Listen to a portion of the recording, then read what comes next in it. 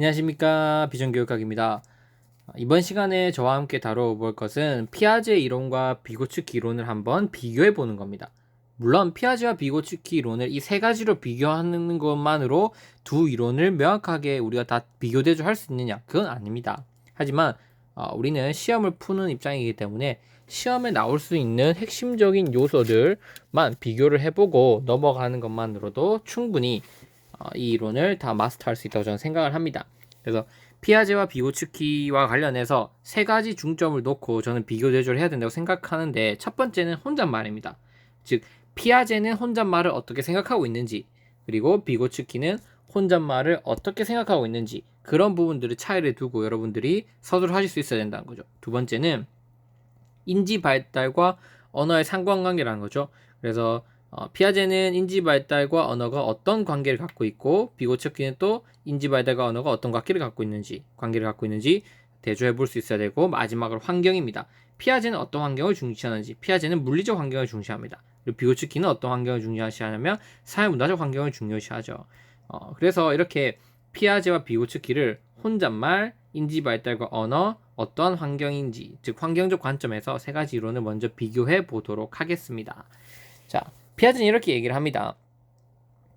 혼잣말이란 자기중심적인 언어로 전조작기 유아의 미성숙하고 자기중심적인 성향을 대변해 주는 것으로, 이 혼잣말은 하지 않도록 교사가 유도해야 된다는 거예요. 즉, 우리 지난 시간에 했지만 아동은 구체적 조작기, 형식적 조작기, 이런 조작기 단계, 감각 운동기 이런 것들을 통해서 쭉 발달을 하는데, 이 혼잣말은 형식적 조작기의 발달 단계에 있는 아동들이 해서는 안 될 요소라는 거죠.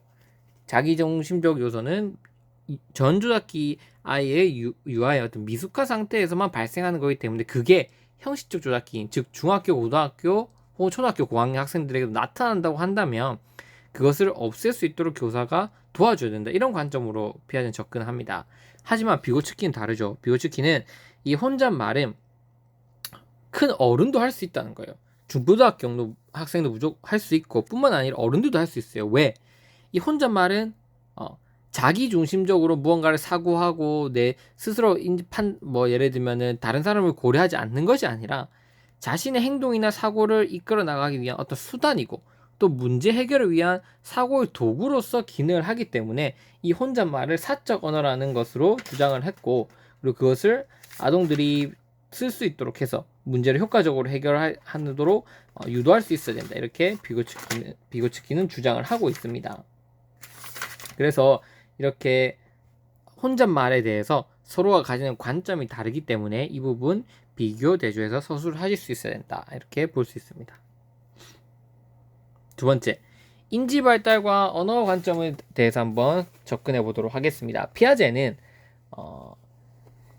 언어를 인지 발달의 부산물로 보았어요. 아까 제가 말씀드렸잖아요.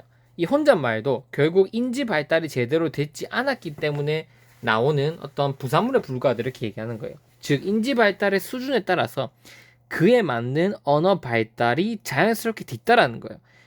감각 운동기, 그 다음에 전조작기, 구체적 조작기, 형식적 조작기, 각 발달 단계에 맞는 그 언어 발달이 있고, 그 발달 단계에 맞게끔 아이들이 언어 발달을 하게 된다는 거지.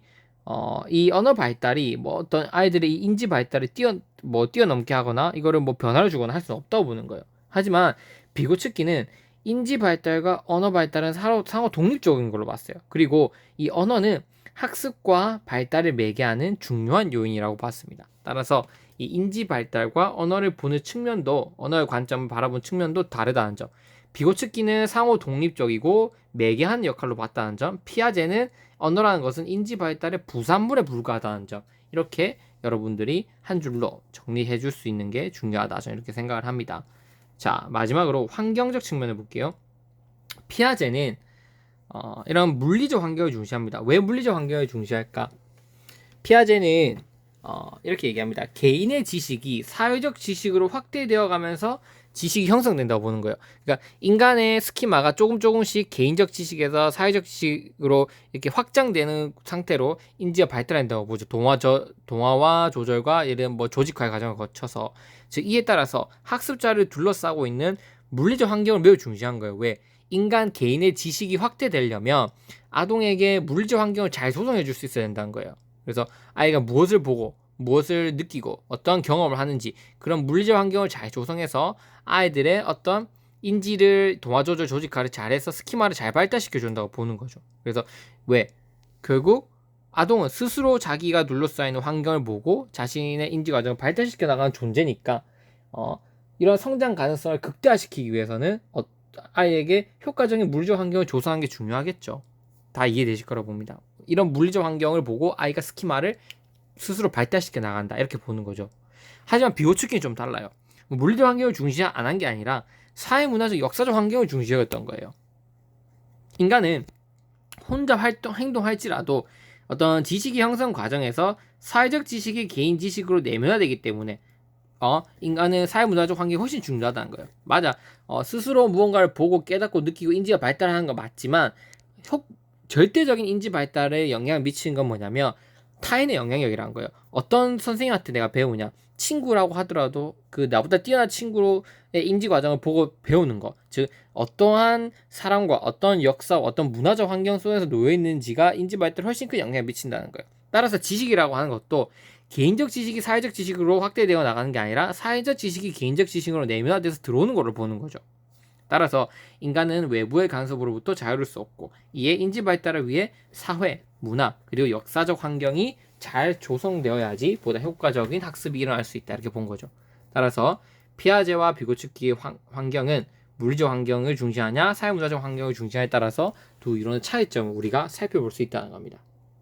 네, 이것으로 피아제와 비고츠키 이론을 한번 마무리해 보도록 하겠습니다. 이런 차이점을 가지고 있지만 제가 공통적으로 강조드리고 싶은 거는 피아제와 비고츠키는 모두 구성주의의 패러다임 속에서 아이들의 인지 발달을 설명하고 그걸 통해서 아이들을 이끌어 나가려고 했던 학자들이라고 볼 수 있고 피아제는 그 중에서도 좀 개인적인 인지 발달, 즉 개인적 구성주의에 초점을 맞추었고 비고츠키는 사회적 구성주의에 초점을 맞추었다. 결국 중요한 거는 모두 다 인간은 수동적인 존재가 아니라 능동적으로 적극적으로 지식을 구성해가는 존재인 건 맞는 거고 또 발달이 환경과 역동적인 상호작용을 하는 게 맞다. 물리적 환경인지 그게 뭐 사회문화적 역사적 환경인지는 조금 차이를 보이지만 결국 인간의 발달이 환경과 상호작용을 한다는 점도 동일하고 또 강의직 설명식 방법보다는 스스로 구성을 할 수 있는 환경을 마련해 준다는 점도 다 똑같습니다. 왜? 협동학습을 중요시 여겼잖아요. 협동학습을 통해서 스스로 무언가 해나갈 수 있도록 하는 거 그게 중요시 여겼지만 세부적으로는 개인적 초점 그리고 사회적 초점에 따라서 조금씩 다르다는 점을 여러분들이 기억해 주시면 좋을 것 같습니다. 네, 이것으로 인지 발달의 가장 큰 핵심적인 두 축인 피아제와 비고츠키를 마무리하고 이제 브롬펜 브레너의 생물 생태학적 접근 이론으로 한번 넘어가 보도록 하겠습니다. 네, 감사합니다.